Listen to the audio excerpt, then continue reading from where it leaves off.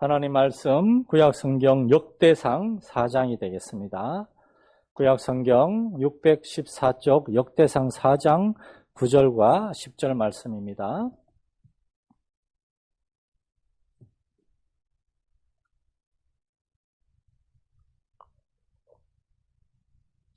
구약성경 614쪽 역대상 4장 9절과 10절 말씀, 우리 2절 말씀입니다.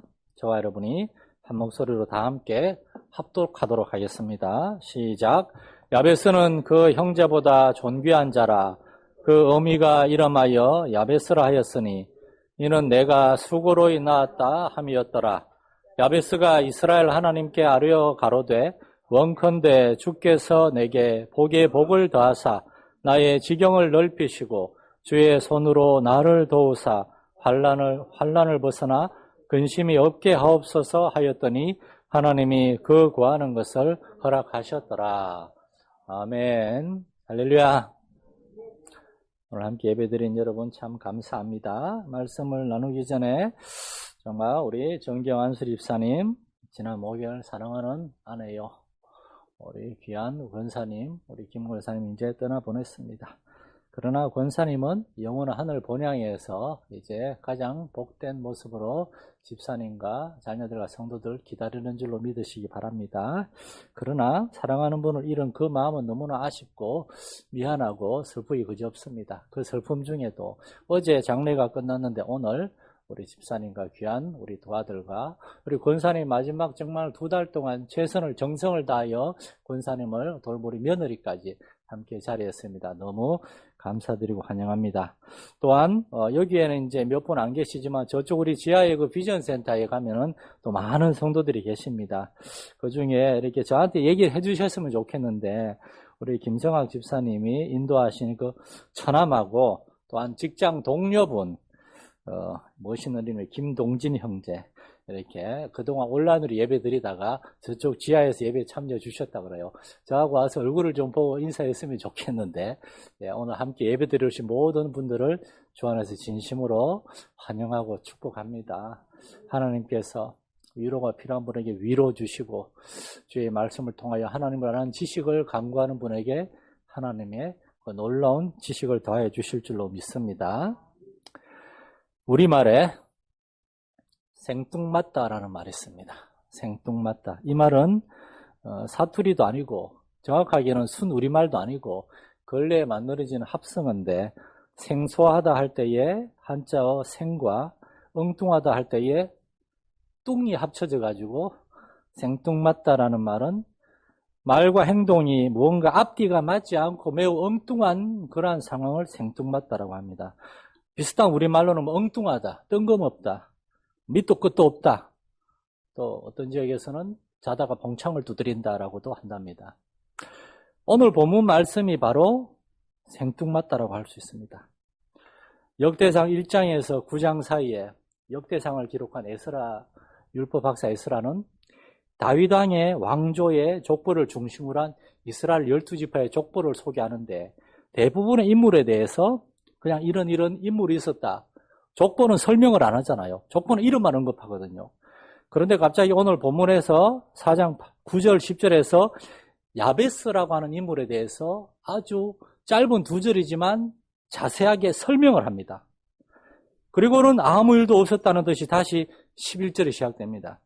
그래서 오늘 본문 9절 10절을 빼도 4장 8절에서 11절까지 넘어가도 본문은 아무 문제가 없어요. 그런데 밑도 끝도 없이 생뚱맞게 이 에스라는 본문 9절 10절에서 야베스라는 인물에 대해서 2절을 할애해서 소개하고 있습니다. 우리는 하나님의 말씀은 1.1핵도 변함이 없고 잘못된 것이 없고 그 안에다 하나님의 기쁜 뜻이 있고 나아가서 우리에게 주시는 교훈과 메시지가 있다는 것을 믿는 사람들입니다. 그러므로 우리는 이런 질문을 한번 던져봤으면 좋겠어요. 왜 에스라는, 이 역대상을 기록한 에스라 선지자는 율법학자로서 하나님의 말씀을 잘 아는 분인데 왜 갑자기 이 2절에서 야베스를 소개했을까? 또 나아가서 하나님은 이 2절에서 야베스라는 사람을 통하여 우리에게 무엇을 말씀하시는 것일까? 우린 거기에 대해서 한번 질문을 던져볼 수가 있을 것입니다. 그리고 여기서 한 가지 중요한 사실은 역대상 1장에서 4장까지 우리가 알고 있는 이 본문에 이르기까지 하나님이란 말이 본문 이전에는 한 번도 안 나왔다는 거예요. 성경에는 하나님이라는 이 말이 3,600번이 나옵니다. 굉장히 많이 나오는 거예요. 그런데 역대상 1장에서 4장 이르기까지 그동안 하나님이란 말이 한 번도 안 나오다가 오늘 본문 야베스라는 사람에 대한 구절에서 야베스가 하나님께 기도했고 하나님이 그가 구하는 것을 허락하셨다라고 하면서 하나님에 대한 말이 2번이나 나옵니다. 이건 뭘 의미할까?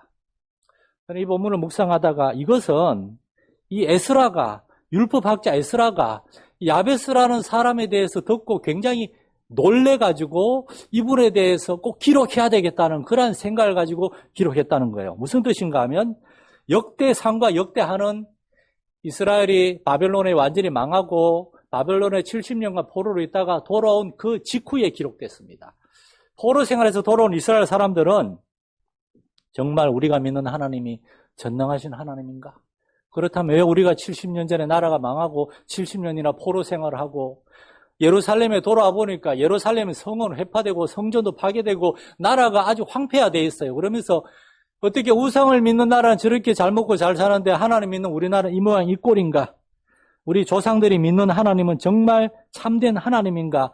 그러한 회의와 불신앙에 빠져 있었는데 그러한 사람들에게 에스라는 이스라엘의 역사와 족보를 다시 기록하면서 나라 이런 우리 이스라엘 백성들 그러나 우리 조상들에겐 찬란한 역사가 있었고 하나님의 놀라운 은혜가 있었는데 그러나 우리 조상들이 큰 실수 하나님을 버리고 우상을 택함으로 우리나라가 지금 이렇게 됐다는 것을 알려주고 궁극적으로는 하나님의 구원과 축복의 은혜를 잊어버린 우리 조상들의 실수를 거울 삼아 우리는 하나님을 제대로 알고 믿어봅시다.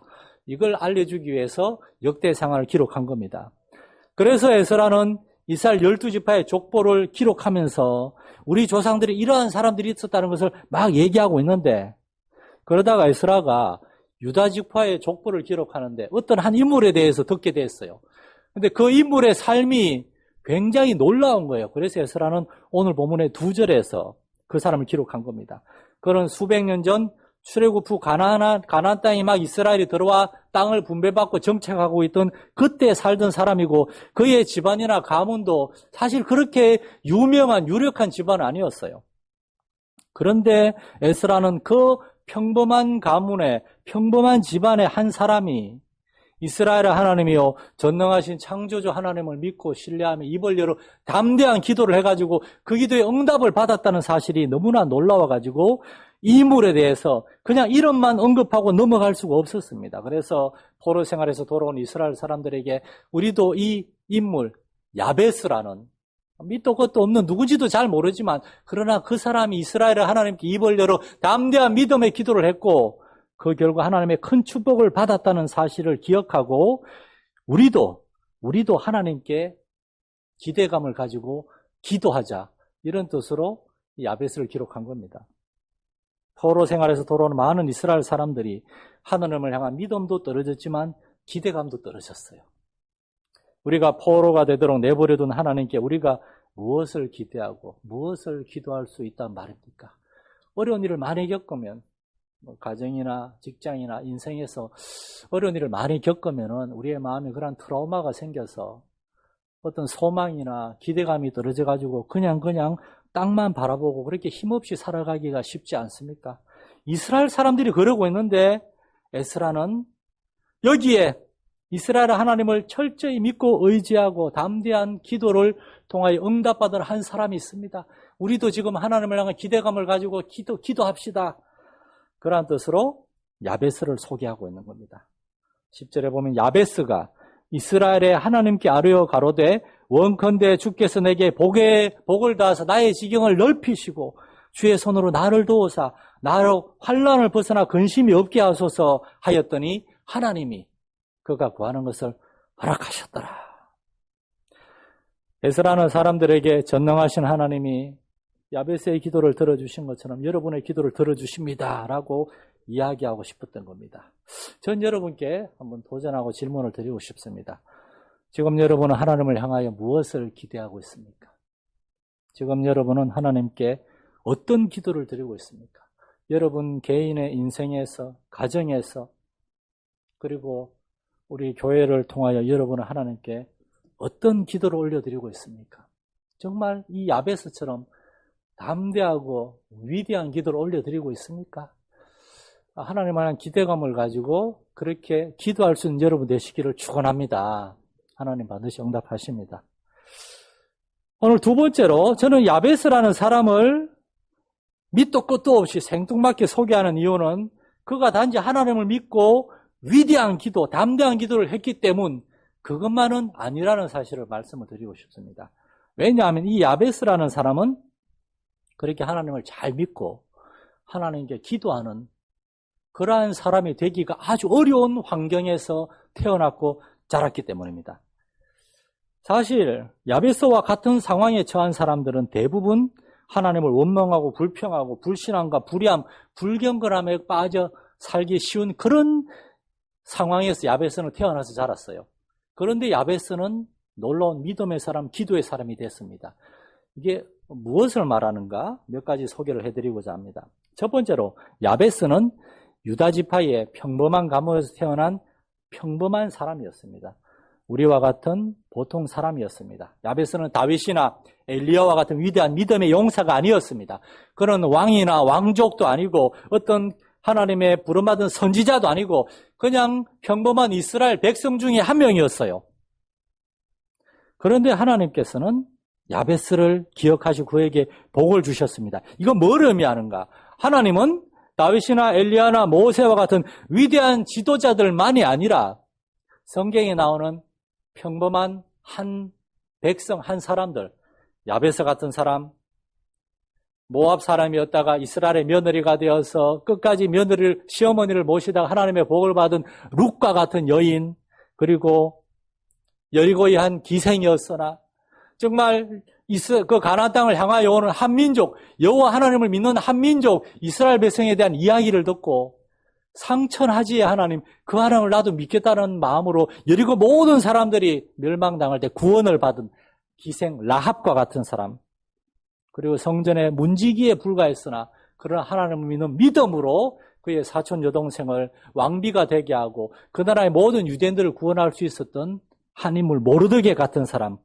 다시 말해서 하나님은 이렇게 하나님을 믿고 하나님을 사랑하는 보통의 평범한 한 사람 한 사람을 통하여 일하신다는 겁니다.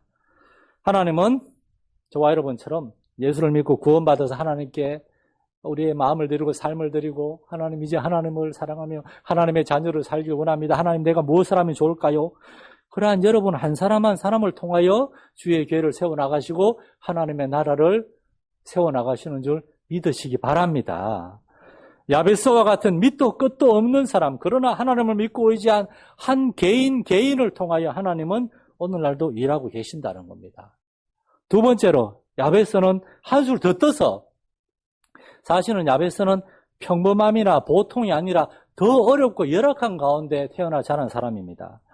야베스는 부모의 사랑과 축복을 받지 못하고 태어났고 태어나서도 아주 불우한 환경에서 자라났는데 그의 그 큰 상처들이 야베스를 무너뜨리거나 파괴하지 않았고 그는 상처를 극복한 믿음의 사람이 되었습니다. 야베스가 부모의 사랑과 축복을 받지 못하며 태어나서 자랐다는 것을 어떻게 알 수 있는가? 두 가지 단서가 있어요. 첫째, 야베스라는 이름을 그의 아버지가 아니라 어머니가 지어줬다는 것입니다. 우리나라도 그렇지만 이스라엘과 같은 그러한 문화에서는 아버지가 자녀들의 이름을 지어주게 돼 있어요. 그런데 오늘 본문에 보면은 야베스의 어머니가 아들의 이름을 지어줍니다. 이 구절에 대하여 여러 이제 성경학자들이 해석을 연구를 했는데 여기엔 두 가지 이유가 있을 수 있다 그럽니다. 첫 번째 이유는 야베스의 어머니가 남편에게 버림을 받아서 혼자 아이를 낳았거나 아니면 두 번째 이유는 야베스가 태어나기 전에 아버지가 돌아가신 거예요. 이 두 가지 상황을 제외하고는 아버지가 버젓이 있는데 어머니가 아들의 이름을 지을 수는 없을 것이라고 말합니다. 야베스의 어머니는 그렇게 홀로 야베스를 낳은 겁니다. 두 번째 단서는 야베스라는 이름입니다. 그 어머니는 아들에게 야베스라는 이름을 지어줬어요. 야베스라는 뜻은 고통의 아들, 슬픔의 아들이라는 뜻입니다. 어떻게 아들 이름을, 이런 이름을 지어줄 수가 있습니까? 그것은 여기서 이제 고통의 아들, 엄마가 아들한테 내가 수고로이 낳았다는 이유로 아들 이름을 야베스라고 지었는데, 나오는 이 구절의 수고로이라는 말은 그냥 아기 낳을 때 아주 힘들었다 그런 뜻이 아니라 수고로이, 고통 안에서, 슬픔 안에서 낳았다 그런 뜻입니다. 어떤 이유인지 모르겠지만 야베스 어머니가 아들을 낳을 때 아주 고통스럽고 슬픈 일이 있었다는 거예요. 남편이 죽었거나 남편에게 버림받았거나 아주 큰 슬픔을 겪어가지고 그 엄마는 너무나 마음이 괴로워서 아들의 이름을 야베스라고 지어준 겁니다. 그 어머니가 야베스를 미워하진 않았겠지만 그러나 그 엄마는 자신이 처한 상황이 너무나 어렵고 힘들어서 자식을 낳았는데 그 자식을 얻은 게 기쁘고 감사한 것이 아니라 마음에 짐이 되고 부담이 된 겁니다.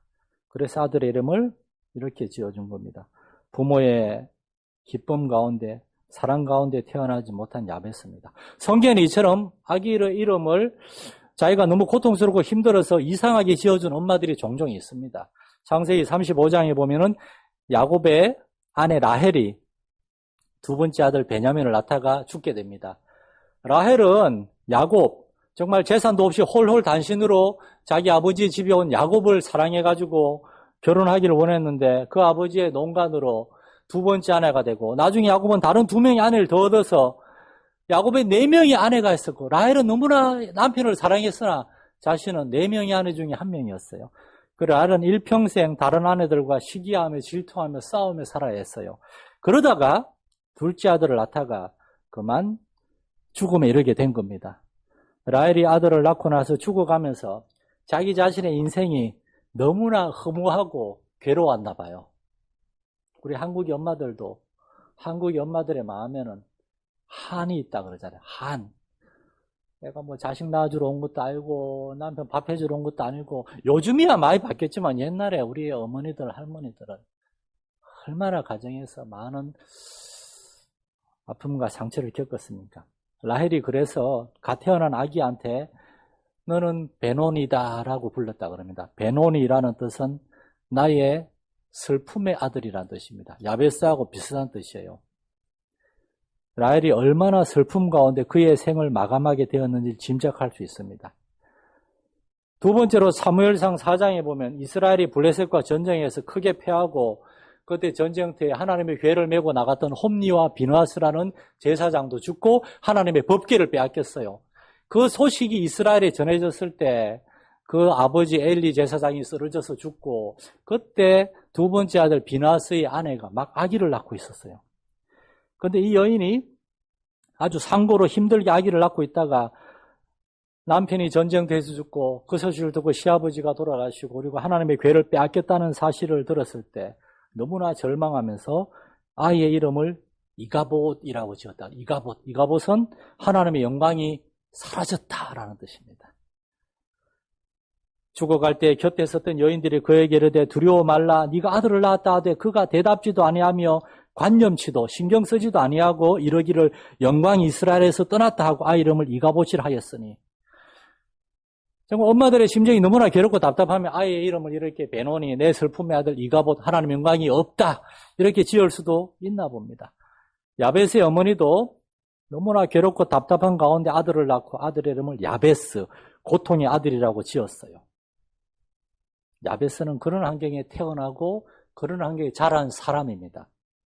마지막 세 번째로 그러나 야베스는 그의 이름이 보여주는 것처럼 불행한 출생, 행복하지 못한 성장 과정이 그를 무너뜨리거나 실족시키지 못했습니다. 야베스는 나중에 자라가지고 고통의 아들로 태어났으나 나중에 자라가지고 그의 형제보다 귀중한 자. 이 귀중하다는 말을 우리 개역 한급한 옛날 성경에는 존귀한 자라고 되어 있습니다. 존귀하다라는 말 히브리어 원래 의미는 무거운, 존경받는 그런 뜻입니다. 야베스는 고통의 아들로 태어났으나 나중에 자라서는 그의 형제들과 친척들 중에서 무게 있고 존경받는 그러한 사람이 되었다는 겁니다. 그의 힘겹고 불행하고 고통스러운 상황이 이 사람을 짓누르거나 그의 인생을 망가뜨리지 않은 겁니다. 이제 마지막 질문을 잠깐 생각하고 말씀을 마치려고 그러는데, 도대체 무엇이 이러한 고통의 아들, 슬픔의 아들로 태어난 야베스를 무게 있고 존경받는 그러한 존귀한 자로 되게 한 것일까요? 에스라는 10절에서 그 비밀을 이렇게 얘기합니다. 야베스가 이스라엘 하나님께 아뢰어 가로되, 그리고 저 끝에 가서는 하나님이 그 구하는 것을 허락하셨더라. 에스라는 두 개의 단어에 강조점을 두고 있습니다. 이 두 개의 단어를 묶으면은 야베스가 하나님께 아뢰었고 기도했고 하나님께 응답받았다. 그겁니다.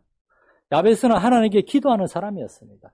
불행하고 고통스러운 환경에 사로잡혀서 짓눌려서 하나님도 모르고 은혜도 모르고 그냥 땅의 일만 생각하고 자기 앞에 어렵고 힘든 상황 가운데서 아버지를 원망하고 어머니를 원망하거나 자기 인생을 저주하고 다른 사람을 원망하고 그런 식으로 자기의 정말 상처들에 불행에 짓눌려 그렇게 살지 않았습니다. 그런 사람들은 대개 인생을 막 살고 싶은 그러한 유혹도 있잖아요. 막 나쁜 짓 하고 막 아무렇게나 살고 싶은 그런 마음. 그러나 이 야베스는 눈을 들어서 이스라엘의 하나님, 전능하신 창조주 하나님을 바라보았고 믿음으로 기도하는 사람이 되었습니다. 여러분, 여기에 인생 역전과 신앙 역전의 비밀이 있습니다. 세상 사람들의 표현 인생 역전, 인생 성공은 우리 자신에게 달린 것이 아닙니다. 우리가 처한 상황에 달린 것도 아닙니다. 오직 하나님께 달려있는 줄 믿으시기 바랍니다. 똑같이 어렵고 힘들고 비참하고 괴로운 상황에 빠져 있어도 우리 자신이나 상황이 아니라 하나님을 보는 사람, 하나님을 바라보는 사람은 하나님께 대한 기대감을 가지고 기도하는 사람은 놀라운 응답을 받는 믿음의 사람이 있습니다. 우리는 그렇게 반응할 수가 있습니다. 이것이 바로 성경의 단 두 구절 소개되는 야베스라는 인물에 대해서 에스라가 우리에게 소개하는 이유입니다. 자꾸 언급해서 가족들한테 죄송하지만 오늘 언급하고 이제 나중에는 이제 좀 괜찮아지겠죠. 우리 김영애 원사님이 옛날에 저한테 그런 얘기를 했습니다. 목사님, 저는 엄마 아빠 사랑이 뭔지를 몰라요. 그래서 우리 아들들한테 혹시나 내가 무언가 잘못할까 봐 정말 열심히 사랑했어요. 난 정말 열심히 우리 아이들 어떻게 사랑하는지 몰랐지만 그냥 사랑했어요. 왜냐하면 나는 잘해주고 싶었거든요. 권사님이 참 어릴 때 힘든 시기를 보낸 걸 여러분 다 아실 것입니다. 그런 권사님이, 저는 엄마는 잘 기억이 안 나지만 제가 어릴 때 10몇 살 때 저한테 하나님에 대해서 이야기해 준 한 선생님이 있는데 전 그분을 너무나 잊을 수 없습니다. 그런 얘기를 하세요. 김 권사님은 참 누구보다도 힘든 가운데서 자라나셨지만 정말 하나님께서 권사님에게 어떤 한 천사를 통해서 하나님을 전해주셨을 때 그 하나님을 통해서 그의 상처와 아픔에 짓눌리는 것이 아니라, 지배당하고 그런 것이 아니라 완전히 새로운 사람이 되었고, 우리 정집사님, 제가 알기로 권사님 만나기 전에는 담배나 술도 하시고 그러셨다고 들었는데, 권사님 만나가지고 우리 옛날 우리 교회 전신 안디옥 교회 그 이전 동마산 큰 교회라고 제일 오래전에 같이 정착하시고 남편을 하나님께로 인도하고 정말 그 가정이 하나님 있는 자녀가 되어서 정말 우리 권사님을 통하여 정말 하나님의 복이 이 가정에 찾아온 줄 믿으시기 바랍니다. 저는 김 권사님의 삶이 바로 고통의 딸로 태어났으나 누구보다도 존귀한 자로서 하나님께 정말 칭찬받는 삶이 되었다는 것을 우리 성도들과 자녀들에게 꼭 얘기해주고 싶어요. 여러분, 우리 주변에도 그런 사람들이 많이 있습니다. 정말 부모님을 원망하고 정말 우리가 처한 어려운 상황을 원망하고 그렇지 않습니다, 여러분. 성경에 보면은 우리 야베스나 우리 김권사님처럼 성경에 보면은 더 어렵고 힘든 상황 가운데서 나고 자랐고 세상에 온갖 저주와 상처를 다 받은 사람들, 고통의 아들, 슬픔의 아들, 비통한 그러한 삶을 살던 사람들이 하나님 만나가지고, 그래, 남들 다 똑같이 반응해도 나는 이렇게 반응하지 않으리라. 나에게 생명을 주신 하나님이 있다면 하나님이 나에게 생명을 줬으니까 나의 삶도 책임지고 인도하실 것이다. 내가 그 하나님께 기대하고 내가 입을 열어 기도하겠다. 그러한 사람들을 통하여 하나님은 일하시고 그러한 회복시킬 것이고 그러한 사람들을 통해서 하나님의 나라를 세워가시는 줄 믿으시기 바랍니다. 사랑하는 성도 여러분, 하나님은 여러분 한 사람 한 사람을 알고 계십니다. 세상 사람들은 우리를 가리켜 뭐가 그렇게 대단합니까? 그렇지 않습니다. 하나님의 나라에서 우리들 한 사람 한 사람이 여러분 세상 여러분 한 사람만 있어도 예수님 이 땅에 오셔서 여러분을 위해서 십자가를 지셨을 것입니다. 그러한 하나님의 놀라운 사랑을 받은 여러분이 하나님께로 돌아와서 하나님을 알고 믿음으로 입을 열어 담대하게 위대한 기도를 할 때 여러분의 기도를 통해서 여러분의 인생을 변화시키시고 가정을 구원하시고 주의 계를 세워가심으로 이 땅 가운데서 하나님의 놀라운 일을 이루시는 그러한 하나님이십니다. 이 하나님을 믿고 순종할 수 있는 여러분 되시기를 축원합니다. 살아계신 주 하나님 아버지, 고통의 아들로 태어난 야베스가 형제 중에 가장 존귀한 자가 되었던 것처럼 우리 사랑하는 김군사님, 또 우리 사랑하는 마산전의 모든 성도들, 크고 작은 아픔이 어디에 없겠습니까? 그러나 그 모든 아픔들과 상처들이 우리를 넘어뜨리거나 망가뜨리지 못했습니다. 하나님의 은혜와 사랑이 우리 성도들을 회복시켜 주시고 여기까지 인도하신 줄 믿습니다. 이 은혜와 사랑을 우리가 받았으니 이제 우리는 하나님을 찬양하며 감사하게 하시고 이제 우리 주변에 있는 야베스와 같은 어려움 중에 있는 사람들을 찾아가서 그들을 주님께 인도하고 하나님 만나서 새 생명, 새로운 삶을 살 수 있도록 도와주는 하나님의 사람들 되게 하여 주옵소서. 우리 주 예수님 이름으로 기도드립니다. 아멘.